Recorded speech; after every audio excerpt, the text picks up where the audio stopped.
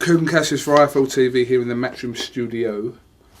This is part 2 of the Q&A with Eddie Hearn, so we're just going to continue where we did. I'll speed it up because you told me off a little bit for waffling. No, not waffling, but we've just got a few to do, so we'll go through it. Let's go.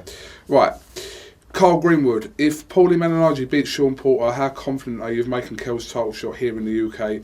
Any rough idea of location and date? No, but a lot more confident of making that fight in the UK than the Sean Porter fight. Sean Porter has zero commercial value in the UK. Paulie Malignaggi has plenty. Okay. Mohamed Mia, with the recent fights being announced in us, which one of these would you like to promote if you had a chance? Cotto, Martinez, Floyd, Maidana, Bradley versus Pacquiao 2. Cotto Martinez. It's on my birthday as well. Okay. I'm going to go. Oh, yeah. I think. My old man's getting inducted in the Hall of Fame the day before. Oh. Got that wrong. Should have been me. Alright, easy, rookie. Right. I'm going to throw in a Brian King question. Brian King sent in about 50 questions. Some of them were a little bit silly, Brian. But one of them... Oh, Brian. Yeah, old Brian. One of them I sort of thought he probably wants to know the answer to this. Go on. Can you explain why Glasgow's ticket prices are the most expensive in the UK out of pay-per-view fights? If the venue is the reason, why was the Gonzalez fight originally advertised to be at the Emirates Arena, yet it was priced the same as the SECC? If Ricky being a world champion is the reason, then why are, in brackets, even though he isn't the full WBA champion, Scott Quigg's tickets cheaper? It's a good question. The answer is because Ricky's a bigger draw than Scott Quigg, and he's at a higher level than Scott Quigg. He's in bigger fights than Scott Quigg. If that's what you're comparing it to, you know, you're talking about. He's comparing obviously Ricky. The other question about is it here because I want to make sure I get this. Yeah.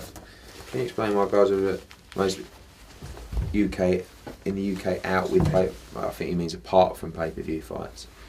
If the venue is a reason, why was the Gonzalez fight originally advertised to be in the Emirates? The venue has no bearing.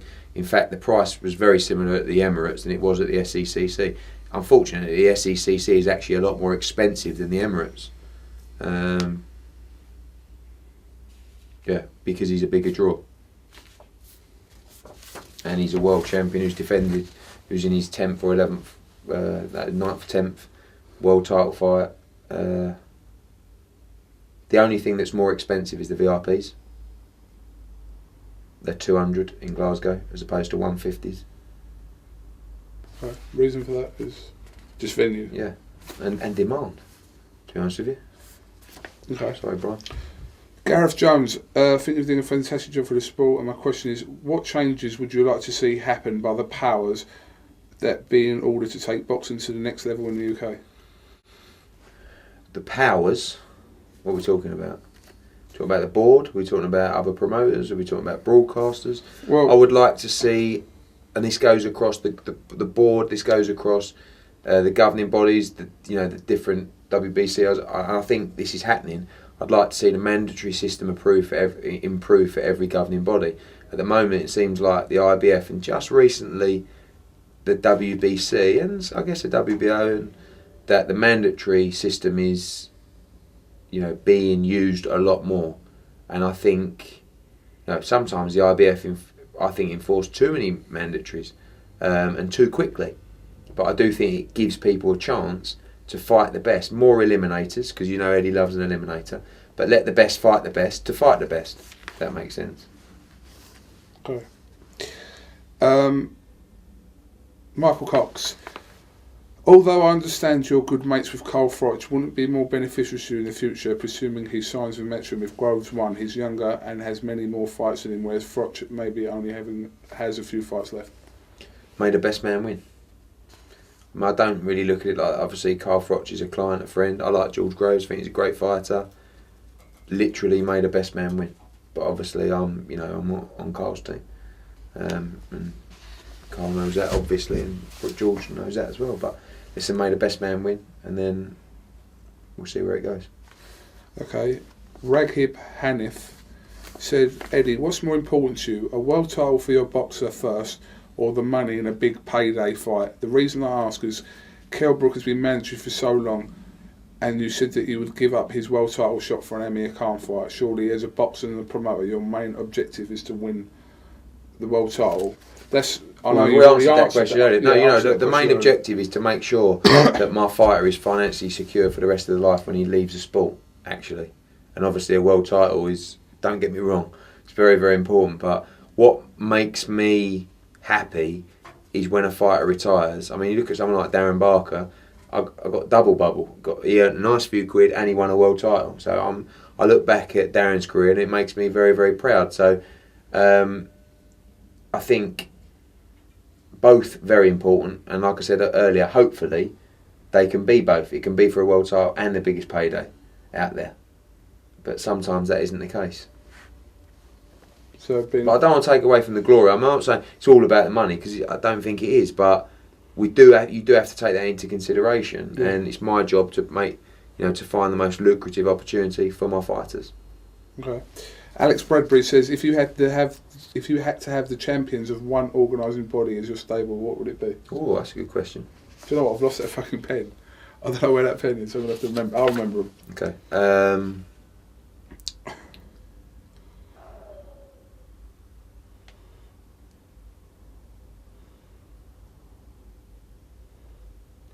Do you know, like, the WBO's coming on quite strong at the moment? You know, you've got, obviously, Bradley's fighting Pacquiao. You got Marco Hook, you got Vladimir Klitschko, you got Terence Crawford just beat Ricky, Peter Quillen, Abraham. WBC used to always have the best champions, but if you look at them now, Mayweather, Klitschko, but that's faking title now. The pole with the light heavyweight, so with the cruiserweight, Adonis Stevenson. Kovalev, the WBO, very difficult. WBA Super Champs is a good. Yeah. But WBO is also coming strong. I'll have to have a think about that. I have to come back to that. Okay. I'll text you that about that later. Alex Bradbury, I'll remember that. Declan says, hi, what is the reason for a lack of boxing in the south of England? Is it a lack of prospects or the lack of decent sized venues? I'm from Bristol and travel around the country to watch boxing, but apart from a couple of cards, Hennessy cards, we don't get much in this area. Surely you could use a prize fighter to test the local market. Yeah, it's a good point. He can come to the Cardiff show as well. It's not far from him. But in answer to the main question, I've sort of thought about doing some stuff down south. It's all about risk v reward. Do you know what I mean? And the problem is with London shows, unless it's a monster, they just don't sell. I mean, look at some of the shows we've done at Wembley, and look at the Copper Box show. They just don't sell. And why go there when you can go to an arena that you can sell out? Not saying, I appreciate we've got an obligation to grow the game and grow different, territories and stuff like that, but it's just difficult when it's like one of them, and you know that if I go there, it's going to be a great atmosphere. We're going to sell it out, Okay. Phil Morris says, hi, Kugan, question for Eddie. After the recent mass of pullouts at Liverpool of injured fighters, do you already have a list of backups ready and informed that they may be needed, or is it a quick ring around to see who is free to fight when you're told you have there's an injured fighter? Different. Every show is different. Like, there's always fighters that want to get on, but obviously as the pullouts draw closer, like if you get a pullout on fight week, it's a lot harder to replace that fight than it is 3 weeks before, because someone stopped training or they're not on the weight or whatever. So, like, different shows, like Manchester, there's 7 or 8 fights or fighters that want to get on that I can't get on. So every time one would fall out, if a fight falls out, I know I can replace it. But obviously, if it's 2 or 3 days before the fight, it becomes very difficult. And Liverpool was tough because Stephen Smith was 10 days before the fight, and Paul Smith was like 8, 7 days, and Callum Smith was like that towards the end. So that was tough, but generally I know who's available if we need a contingency plan. Okay. Craig Wharton. A little bit of a strange question. But you have a lot more Twitter followers than most of the boxers in your stable. This includes world champions and multiple world title challengers. Does this make you a good promoter? The fact that you're very well known means that you're doing a good job, or a bad promoter as you appear to be well known than some of the boxers you promote? I know it's only Twitter followers, but I get the feeling this probably translates into real life, in brackets. More people will know you than they will Scott Quigg, who's a world champion, good or bad promotion, or am I talking out my arse? I think it's about interaction, and Twitter is not necessarily. I mean, if I thought, Scott Quigg's fighting in a couple of weeks at Manchester Arena, we'll probably have 7,000 or 8,000 there. If I fought in Manchester, we wouldn't have 700 there. So I'm not nowhere near as popular as Scott Quigg, but I interact with the Twitter sphere a lot more than Scott Quigg, and people use my Twitter as a source of information to find out the news. So that's why I've got more followers. Like me. Yeah, but you've got more. I mean, but obviously a fighter who's just training and goes on there every now and again and says, yeah, of course, gets it, then they're not going to get the followers, are they? So, my job is to promote, first and foremost, promote the fighters I've got, but also to promote the sport and also to promote what Matchroom are doing in the sport.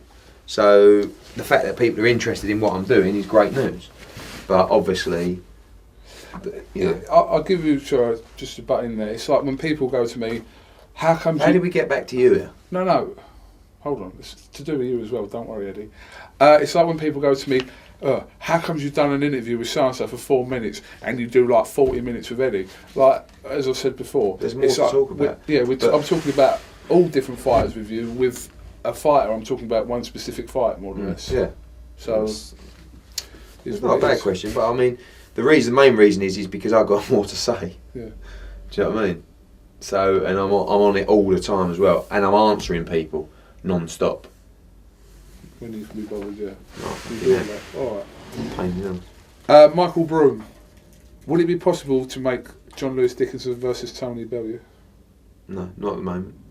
I think John Lewis Dickinson against the winner of Camacho and Simmons would be a good fight. Yeah, I do. Glad you agree with that. Ross Whitefoot says, what should be done to mitigate the risk of poor decisions and stoppages in boxing? Do referees and judges need to be held account for decisions by the board? Sorry, this isn't about close decisions, but cards such as Mayweather-Canelo, where it was given a draw, Froch goal stoppage. Do you know what though? What you have to ask yourself is, with CJ Ross, that was her name, wasn't it? Yeah. Like, what do you think? Do you think she's dodgy? Or do you think she's just a poor judge? I'd say it was unlikely that she was dodgy. I mean, this is like, a lot of people go, oh, it's so corrupt. It's not. Like, you get bad decisions. You get bad decisions in any sport. Do you go back to computerised scoring? Where it's like, he punched him 10 times, he punched him 8 times, well done, you won. But it's more than that, isn't it? It's about how aggressive you are. But punch that, it doesn't matter if I've hit you, I don't know, 20 times, but I've had you over, with one clean shot. It's like, there's a lot of things to think about. But I think you're never going to get it right, but I think we need quality judges, and maybe the board or maybe the governing bodies have to review these judges on a more regular basis. But there's not many poor judges. Sometimes there's poor decisions. But you're not going to agree with every decision, are you? No. You know what I mean? Subjective viewing. Very good, Kugan. James Farley. I wondered this as well, so I'll put this in. Why don't Sky TV show international fights as much anymore? Just really comes down to, and again I can't answer this question for them, but just budgeting. Every now and again money will be drawn into different sports, or and there'll be a time where we can pick up some international content, and there'll be a time where we can't pick up some international content. But they went for a phase where they went for a phase, and I think you'll see a few bits coming in over the summer as well. But it's not really, I'm not buying the international content, like going out, I'm going to go out and play the top rank. It's Sky are buying it, and sometimes there's a budget for that, and sometimes there isn't a budget for that. The other thing is don't rate particularly well. Do you know what I mean? Like, versus the cost of the right. So, but if you had the right fights in, they would. Not really good. Not at 4 a.m. Talk about hardcore, like Cotto, Martinez, Pacquiao, Bradley too. No, don't rate well. Oh, you know more than me. Oh, yeah, you're right. Yeah. No, but I'm being serious. They don't rate well versus and that's why I'm saying there isn't a demand for a boxing only, because it's the hardcore fans watching a fight at 4 or 5 in the morning. It's not doing the numbers. Great to have, brilliant as a boxing fan who's got Sky, and that's why I think, and I'll always put pressure on them to pick up more international content, and they'll go through phases. I'm sure that you'll see some more being added soon. You know. Okay. Sean Francis says, is there any chance you'd be interested in a cruiserweight style tournament like a 4-man version of the Maxi Nutrition tournament, which is the Hennessy Channel 5 tournament? Cleverly, Bellew, Afalabi, maybe Dickinson. I don't think you need those tournaments. You just make the fights. Yeah. Do you know what I mean? I think what I like about Prize Fighter is boom, it's one night, instant, and you get the winner. You know. The only good thing about those other tournaments is that it does make good fights. Yeah. Who cares if it's the quarters or the semis? Yeah, and it's in a month's time or 3 months' time, and then he injures, and then some other geezer comes in the semis, and you know. But it brings more attention to the thing, I suppose. Yeah, sometimes. perhaps. William Yap says boxing is booming, but more and more shows are being announced with opponents to be announced. From a promoter's point of view, can you explain why this happens and why promoters don't wait until they have all the fights before announcing a show? Well, I think you need a good proportion of the fights to go on sale with a fight. You know, sometimes you want to get a show announced, and like Cardiff's a good example. You know, I go on sale with Cardiff and I announce Reece Buckland 2, Webb against Callum Smith, Cleverly and Selby v TBA. That's just about okay because I've got some quality fights on the bill. But I'm moving fast. I've already got Selby's opponent, which will be announced this week, and I'm virtually there with Cleverly. So you're only talking about a week from when tickets go on sale. But I do think, you know, sometimes you get stick. People say, "Oh, there's so many TBAs on the card." They're only like generally the 6 and 8 rounders. You know. Okay. Amien Nawaz says, what attributes must a fighter have for you to sign them? Be a good fighter. Ticket seller. Yeah. You often find that ticket sellers aren't always just like, you know, you rarely get a really talented fighter who is also a ticket seller. So you've got to look beyond ticket sellers. That obviously helps. But if you've got a borderline decision and he sells tickets, then you're going to add him to the team, you know what I mean? So it's definitely going to help your career. Okay. I like punchers. Dick Taylor. I think this is a geezer I blocked off Twitter, I'm not sure. But it probably is actually. It says, Rose versus Andrade. What's the point? Also, if I bought a VIP ticket for Froch Groves 2, do I get to meet Barry from EastEnders? I'm sure this is the geezer that I blocked. So it's an entertaining fighter. Why? Because Brian Rose won a final eliminator and he gets a shot at the world title. And I very much doubt he's got a VIP ticket because they sold out too quickly. Sorry, but Sean Williamson. If he does, hopefully Sean Williamson will be there and we'll introduce Deck to Barry from EastEnders. Absolutely. Dale Jones. If James Agal, good question actually. If James Agal gets the mandatory by the IBF, will you wait until the mandatory is due to make the fight with Froch and Groves winner? Push to make it sooner or explore other alternatives with Froch Groves? # huge domestic clash. Yes, they've also, I saw it announced last night, WBC announced that the Gale was also the mandatory for Beaker. I don't know when that's due. If the winner of Froch Groves can request an exemption to have a voluntary, which would probably be granted on the basis that there's been back-to-back mandatories, maybe not granted for Groves, but probably granted for Froch because he's had back-to-back mandatories essentially.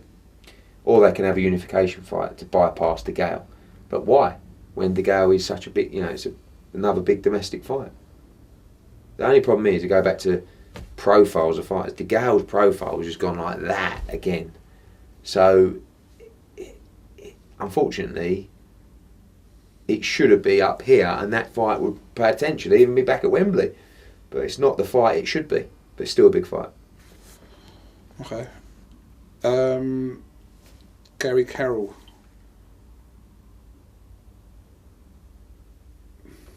Sorry, Gary. Gary asked a question about the O2 in Dublin as well, but obviously we've already spoke about that, so we don't need to go over that. But nice one, Gail. Nice one, Gary. David Brown, a question on the promoting side of things. I'm not clued up really on what a promoter does. Normal. On the outlook, it looks like you're the luckiest guy in Britain who gets to go to all the fights, weigh-ins, etc. What I want to know is, what does Eddie Hearn, the promoter, do once the cameras are away? Tell some people something like, I'll tweet going, it's like 4 in the morning, I'll go, off to Scotland, and someone will go, I'd do anything to have your job, and I'm like sitting on an EasyJet plane, like dribbling, thinking, really?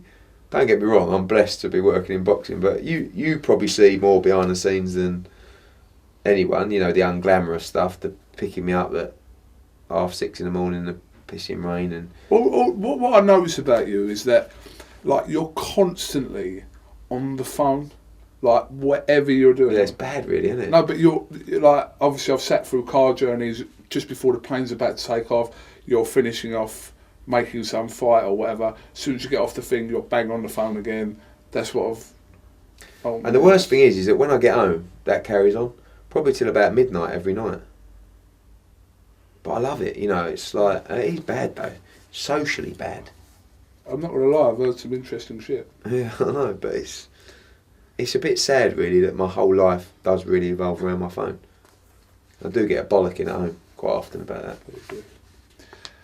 that. Oliver Hamill says, what does 2014 hold for Callum Smith?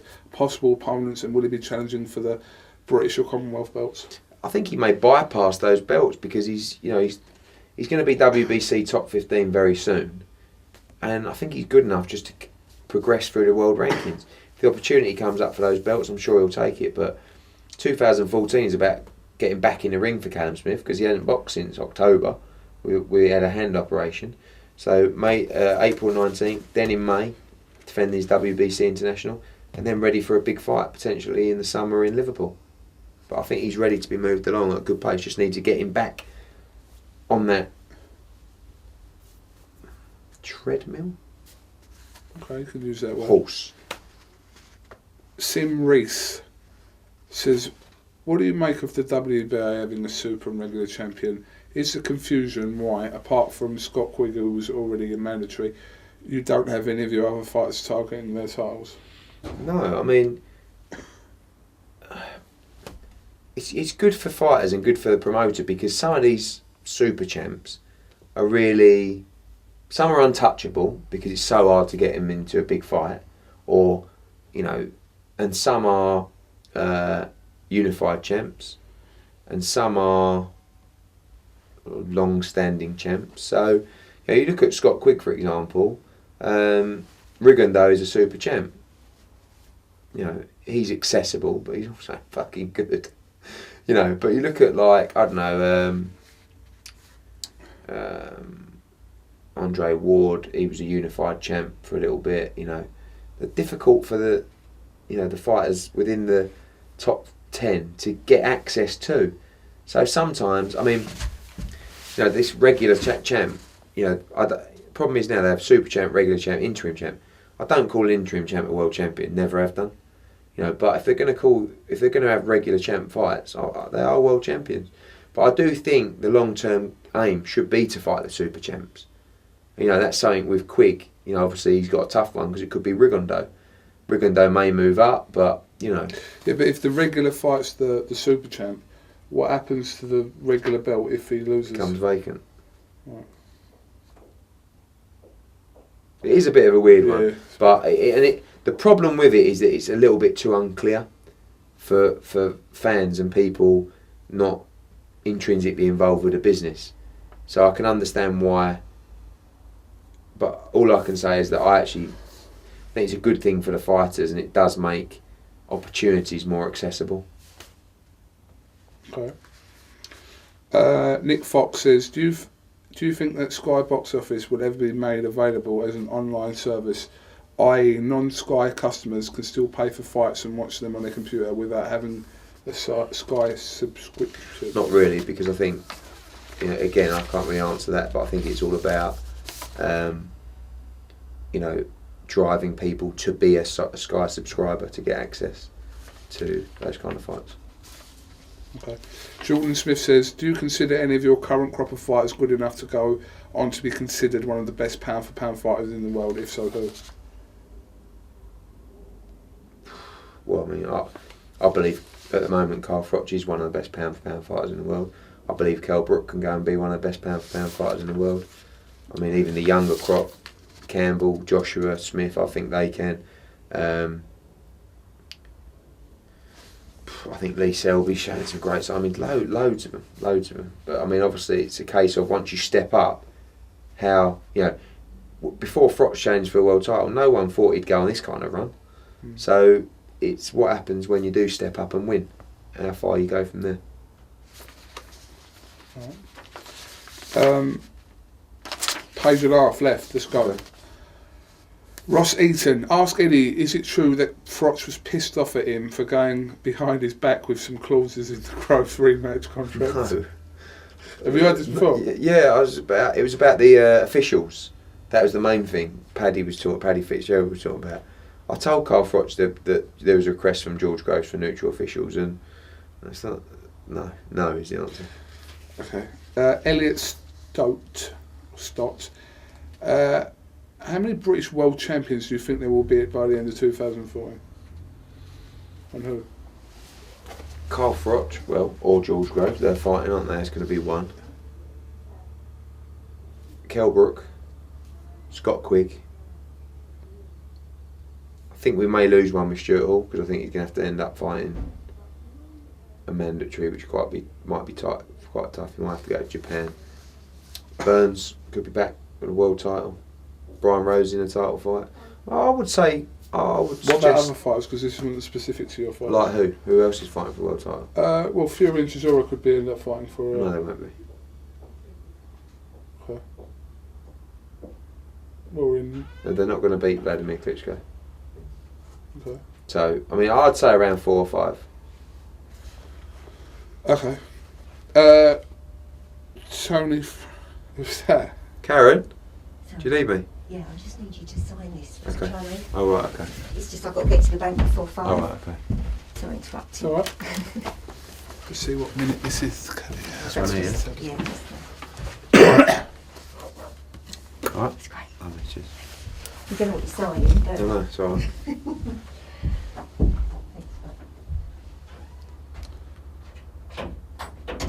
That was Karen.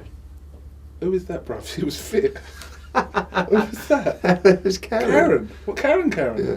She You looked know that different. was? What do you mean you know She Karen? looked different. Looking at her in a different light now. She was well fit. She was well fit. Can I leave that lining in? Is that alright? Yeah. Because I don't want to break out. Tony Francis, we always have one of these. What would you rather happen? Leighton win the Premier League, or Anthony Joshua become heavyweight champion of the world? Anthony Joshua becoming heavyweight champion of the world. Much more realistic. But not realistic. What would you rather have? Probably Anthony Joshua. I don't know. I love Orient, but Joshua will win the heavyweight championship of the world. It's going to be great. Okay. Billy Honeyman, what's the most embarrassing card you've put on? Embarrassing card. He used the word embarrassing. There's elements of a card that, you know what I mean. Like when you're sitting there. I mean, I don't know which card, because I've never really been embarrassed by a total card. But I mean, when Mitchell fought that Georgian the other week at Liverpool, that was embarrassing. And that was one of them where you're sitting there, and it's like there's 7,000 people in there, and you're going like this. Oh, God, please, just swing back at him or something. Oh no, like, and you know, like everyone in the ring is going, what the fuck is this? So that I've never really done an embarrassing card, but there's been a few moments in a few cards that have been poor. Okay. Samuel McKevitt, do you think Froch retires if he gets beat by Groves? Froch Groves 3. Depends, doesn't it? Depends on the fight. I mean, if say that it was a brilliant fight and Cole lost on points, the rematch is, I mean, Froch goes free is an obvious fight, isn't it? But be a controversy where Groves wins, gets stopped too early. Another shove. you've been watching too many movies, you have. Sam Cree. What words or phrases do you use when talking about boxing that makes you cringe a bit because of how much they're used describing boxing? Example, desire. Although completely irrelevant, does make you cringe a bit. Give him some tickets. I don't really understand the question. I was just Read, just made me laugh. just read it, but I know what he's trying to say. Desire. He had the heart. Do you know what? I know what he means. I know what he means. Do you not think? I know this is true, but do you know when like the term like, "well, styles make fights"? Do you not think that's overused? No. I know it's true, but don't you think it's overused? No, not really, because it's kind of everyone says it. It's one of those that helps you get out of a shit fight. But at the end of the day, styles make fights, don't they? What can I say? But any cringy. He was tough. Teak tough. Teak tough. That's the one. What's that? Teak tough.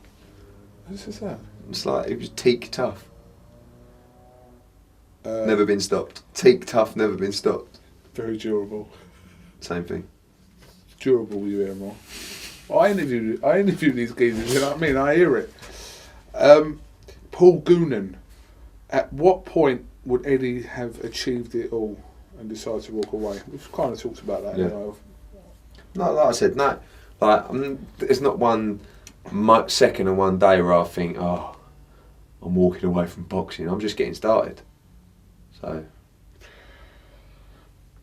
Mark Kellis says, "Hi Kugan." Well, it might have been a hi, but I took the H off. Hi Eddie. There would be. I. Hi. Okay. Eddie, thinking of Eddie Chambers at Team Fury, would Matchroom have the time and resources available to promote one or two international fighters overseas or bringing them over to UK shows? Cheers, lads. No. Why? It's just this. Why? Why is this a no? I haven't got the time. They're not relevant to the market. You've got to do such a big job on them to make them relevant that it's just. What if there was half a name over there? I just think no. Yeah. Because it's only going to appeal to the hardcores. Because the hardcores know about them from over there. So you've still got to do the job of, No. Okay. Lydia Woolley. I like It's a women. woman. I like when women sing. It's good. It's good. We need more. Has Eddie considered Lucas Big Daddy Brown as an opponent for Anthony Joshua on the Froch Groves 2 undercard? He has a decent following and would be a good name to have on AJ's record after seeing what he did to Richard Towers last year. Not for Froch Groves, but he's on the radar for the next sort of 3 or 4. I think it's quite good. He's a good fight. Yeah, he's a good fight. I think I'm confident in AJ beating him, but I do think that's quite a big step at this moment. After 5 fights, yeah. Can whack, can't Yeah, he's a nice geezer actually. he? I mean, I saw him beat. I tried to make a Richard Towers fight for Wembley, but I think he needs to. He obviously come. What did you try and make for Wembley? Towers, Joshua. Really? Mm.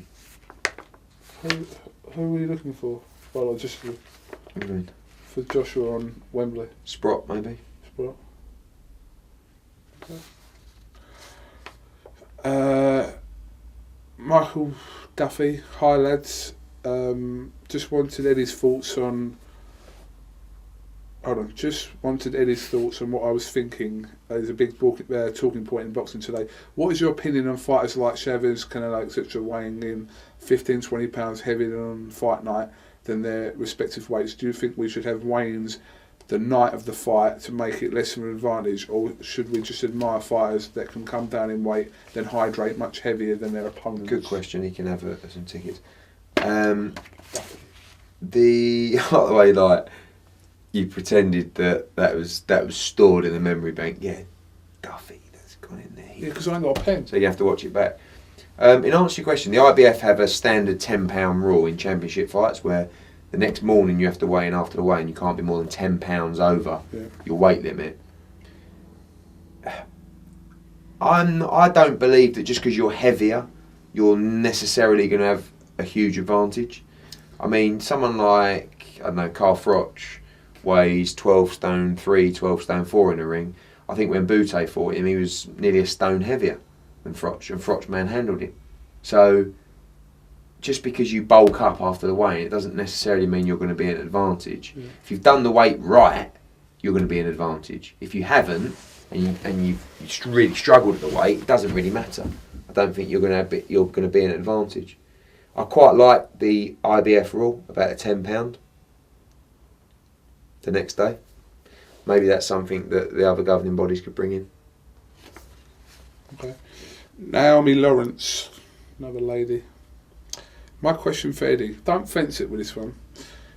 If Anthony Joshua fought Tyson Fury tomorrow, do you think he will win? Yes, 100%. Yeah.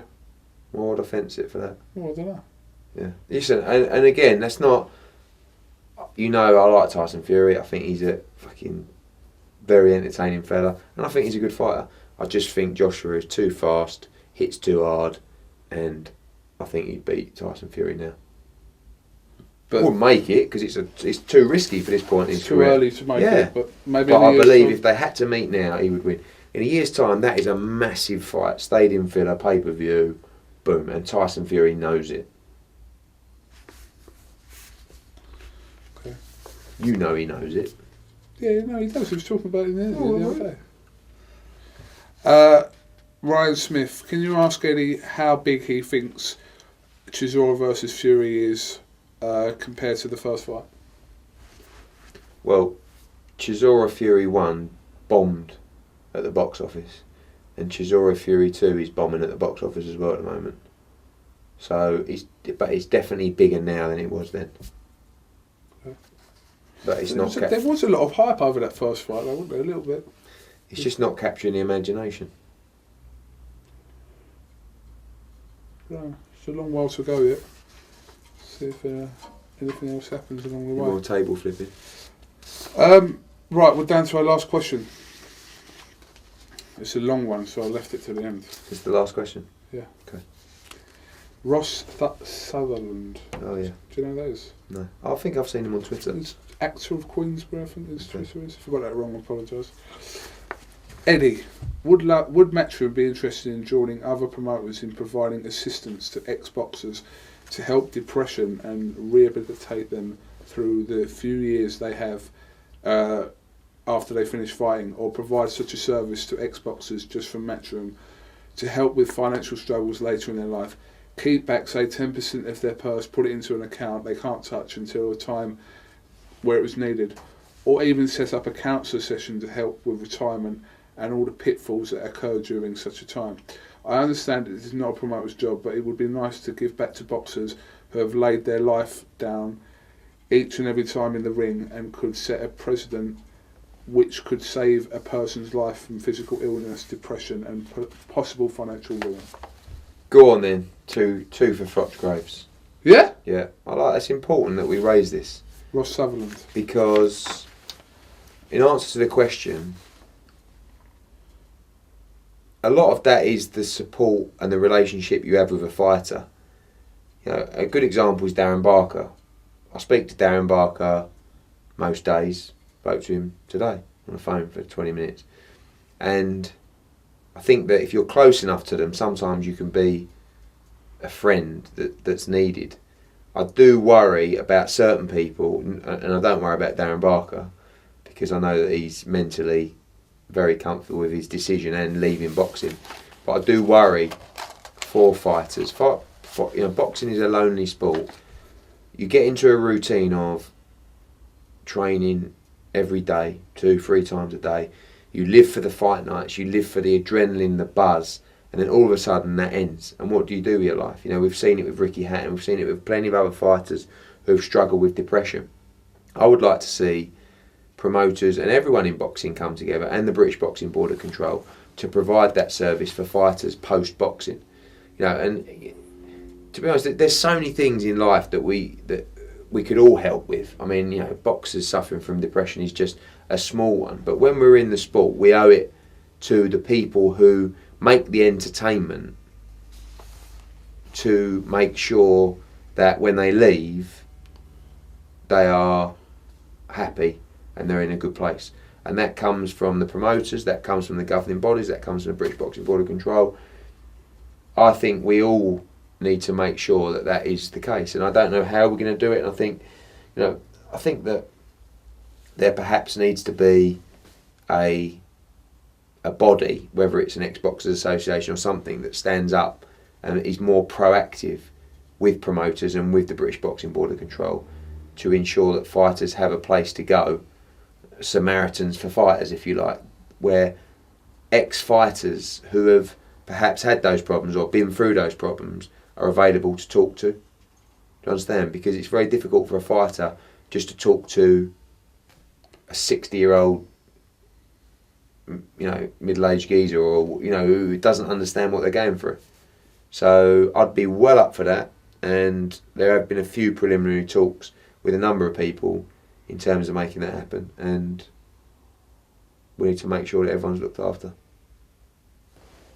Okay. Well, that concludes this Q&A. You alright? Yeah, you alright? Just about. Hold on, before you go. Not going anywhere. I'm just. Alright. I've got a sore Harris. Prize fighter this week. This Saturday. You're not going to be there on Friday. You're buggering off to Belfast. That's okay. Team Frampton. Your team, everybody. You got more hats than fucking Tyrek. We'll be in Ireland Thursday and Friday, yes, and then we'll be. Listen, I'm getting off a plane at Stansted, coming straight to the show. Oh wow. What? Not even going home. Okay. I'll have a shower back in Belfast. Straight They're to the looking show. after you? Private jet? We're looking after ourselves this weekend. Joking. Got Well, they're not dates paying on. your flights. No, listen, I'll be honest with you, we haven't asked. Oh, or that's anything. bad form, that is. No, listen. I'll have to speak to Baz and McGuigan, the cyclone provider. They're making a fortune as it is this weekend. They need to be paying your flights and accommodation. Me and James are both going out there. We've both paid for Are our you really? hotels and we've both paid for our flights. Yeah. That's bad form. No, listen, we haven't approached them. Doesn't don't worry matter. about it. It's just It is. standard procedure. But I will say one thing. But it makes me think, why do I bother?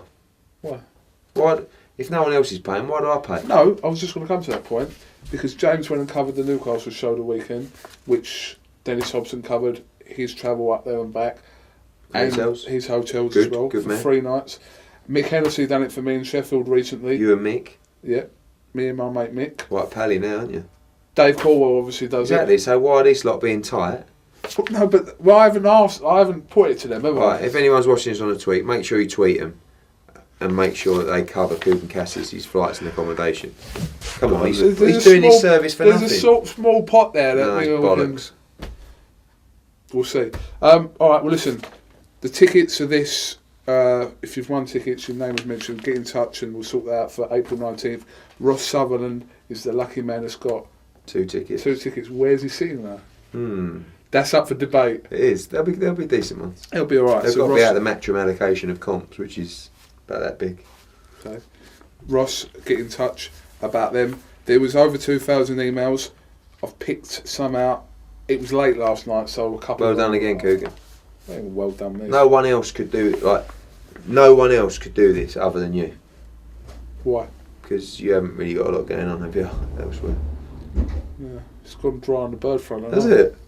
What was that? I don't know, it's just not dry, but just them days you just can't react. Do you think it's because you become too much of a celebrity? Not a Are you celebrity. worried about you the can't kiss call and tell? someone? Are you worried about the kiss and tell stories? No, The sex tapes. no. You must be worried Do you about know the what? sex tapes. Done a few when I was younger. What sex tapes? Yeah. Don't even know what the fuck they are. That's what I'm worried. I Fucking ain't hell. got Well, 'em. no one's interested in watching them. No, some of them are Can you like. imagine you? Fucking, who's going to want to watch that? People want to watch that. It's Like who? People want to get hold of that. Like if there's a sex tape of you lying about from when you was about 18 or 19, I'm sure people would want to have a I look. don't think the mobile phones were out when I was 18 or 19. Do you know what? Good point, actually. But If technology was how it is now, when I was 18 or 19, I'd be banging trouble. Banging trouble. Snapchats all over the gaff. yeah. Do you use Snapchat? No, They can still I don't use Snapchat. get caught in an argument moment the other day. Oh, Interesting. beware the catfish. All right, Eddie, thanks for taking part in this Q&A. Cheers, mate. Pleasure as And, always. Thanks for giving away free stuff again. It's good. See you on Saturday, mate. See you on Saturday after I've been to Ireland. This is Kugan Cassius for IFL TV with Eddie Hearn here in the Metrum studio. Thanks for tuning in. Thanks for watching.